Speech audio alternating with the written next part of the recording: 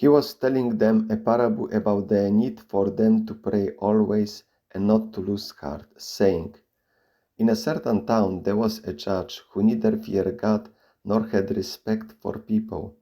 And there was a widow in that city, and she kept coming to him, saying, 'Grant me justice against my opponent.'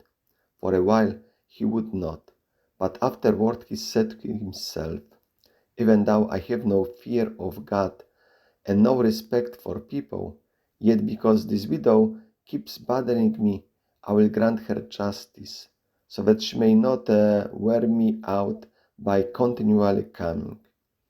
And the Lord said, 'Listen to what the unjust judge says.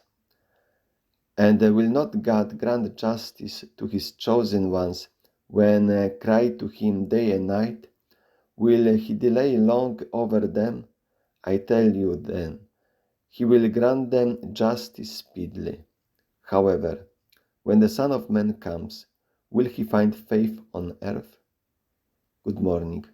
Welcome to a short biblical reflection on the Gospel according to Luke chapter 18, verses 1 up to 8. It is the Gospel reading for the 29th Sunday in Ordinary Time, Year C. This parable is self-explanatory. There is a contrast between an unjust judge who does not believe in God and has no respect for people, and that widow who, because of her persistence, she wins him, and then at the end he grants her what she's asking for. And this parable, as the first line states, is given them because it's Jesus talking about the need for them to pray always and not to lose heart. Let's look at the biblical context.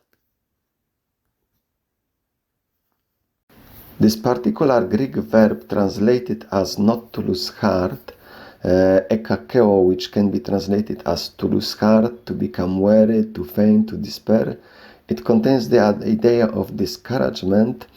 That verb occurs once only in our text in the Gospel according to Luke, and then 5 times in the letters of St. Paul.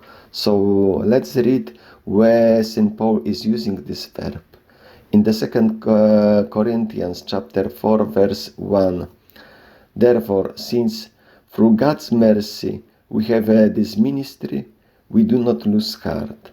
Then verse 16, "We do not lose heart, even though our outer nature is wearing away, our inner nature is renewed day by day." In Galatians 6:9. "So let not become weary in doing good, for at the proper time we will reap if we do not give up." In Ephesians 3:13. "For this reason I ask you, do not lose heart because of what I'm suffering for you, which is your glory." And in 2 Thessalonians chapter 3 verse 13, "Brothers, do not worry in doing what is right." So all in these instances, St. Paul wants to encourage his faithful not to lose heart, not to worry in all these circumstances. But also there is nice statement in the first letter to Corinthians, chapter 5, verses 16 up to 18, which matches with our gospel. "Rejoice always, pray without ceasing, and in all circumstances give thanks, for this is the will of God for you in Christ Jesus."